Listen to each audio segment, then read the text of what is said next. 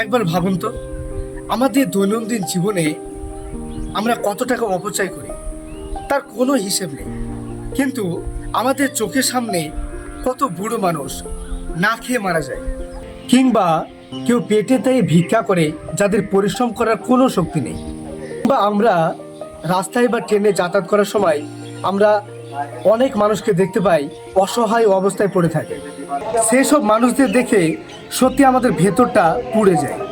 আমাদের ইচ্ছে হয় তাদের সমস্ত সমস্যা যেন আমরা দূর করে দিই, কিন্তু আমাদের কাছে সেই রকম সামর্থ্য থাকে না।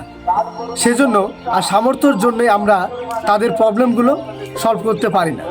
তাই সবার কাছে আমি অনুরোধ করব যে সেসব মানুষদের পাশে দাঁড়ান এবং সেসব মানুষদের পাশে থাকেন যাদের অবস্থা খুবই খারাপ, যারা পয়সার অভাবে সঠিক চিকিৎসা পাচ্ছে না, যারা থাকার জন্য কোনো জায়গা পাচ্ছে না এবং বেঁচে থাকার জন্য খাবার পাচ্ছে না। তাই আমার অনুরোধ, তাদের একটু একটু করে সাহায্য করুন। মনে রাখবেন, আপনার একটু সাহায্য আপনার কোনো ক্ষতি হবে না, বরং আপনি মন থেকে শান্তি পাবেন। তাই তাদেরকে সাহায্য করার জন্য একটু একটু করে এগিয়ে আসুন, কারণ আপনি আমি ছাড়া তাদের সাহায্য করার কেউ নেই। তাই একটু একটু করে সাহায্য করুন আর মানুষের পাশে দাঁড়ান।